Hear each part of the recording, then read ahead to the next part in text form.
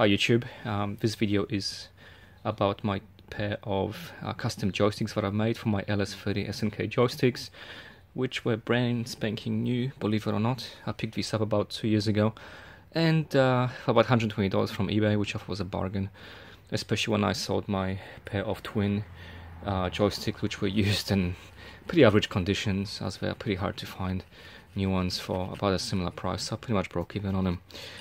As you can see, the joysticks are in really good condition. I've never actually seen them in new, to be honest with you, and the top is brand new, not even a scratch or a mark. Normally what people do is, because they don't have the tool to take this off, they usually jam a screwdriver on the top to take the top off to unscrew the joysticks, because they have no idea how to maintain them, and essentially have to have a special tool or a prong which you use on the bottom to remove these, but there's not a scratch or a mark, which I'm really happy with. And I think these joysticks really deserved a good enclosure, and they need to be used and appreciated. So like I said, I made these about 2 years ago. Essentially it's themed.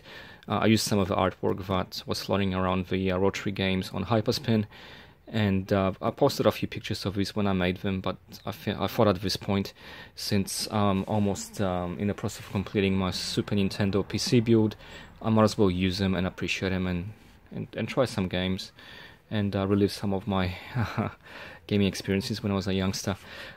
So pretty much I'll go through them quickly. I think there's definitely not enough videos or people using these joysticks because they're so hard to get, but I really wanted to show this off so people can appreciate them. People similar to my age, maybe about 15 or 20 years ago, would be familiar with these games and these joysticks. Okay, so essentially I got some Sanwa joysticks there for 1, 2, and 3. I got player 1, I got the start coin, and I made the radar pause. The harness is a 12 or 13 wire harness which connects to the rotary interface on these joysticks, plus 4 directions and a ground, as well as the buttons. So what I've done is I wired these to a printer parallel port connection, so I can pass all of the wires to my primary player 1 joystick there, so that I can basically connect them to a rotary interface and an iPack, and I'll show you that now. Okay, so this is my player 1 joystick. I took the top off there. As you can see, the ribbons here, for all those that use the official ribbons, if you can get your hand on them, that always goes connected to the joystick itself. That's basically connected to, believe it or not, and I don't know if anybody recognizes these, but it's a draw-in rotary interface.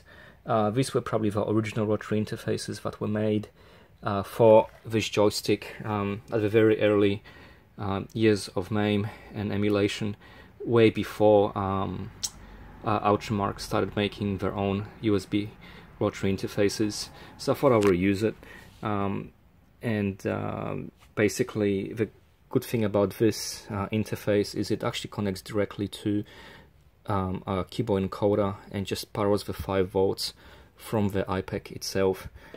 I didn't really want to use a USB rotary interface or buy another one, because that means I'll have 2 USB devices in the box, then I'll need a hub, and it will just become bulky and a bit unnecessary. So I really wanted to use this one again.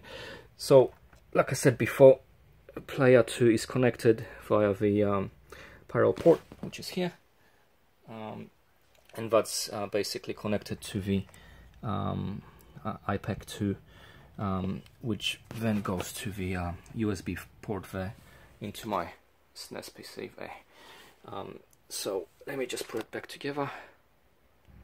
Okay, so the lid's back on the joystick. This one's yellow for player 1 and the green's player 2. And so if I want to use the player 2, I just connect the parallel printer port. If I use the player 1, I just use obviously the one joystick. The artwork and the perspex, clear perspex on top, is just held by some security screws, which I thought was a nice touch, so I don't want anybody opening out really. And they just held together like that. But it works really well. I'm really happy with them. I think the finish is really nice. And I did actually play a few games with him, and I really like him. I hope you guys enjoyed this video, and hopefully you get some ideas out of this. And definitely it was a fun process making these, and I would highly recommend anybody that has this laying around just to do something similar and put some life back into you know, old hardware, so they can appreciate some of these really awesome games like Midnight Resistance, Heavy Barrow, Ikari Warriors, and so forth. Okay, thanks for watching. Cheers, bye.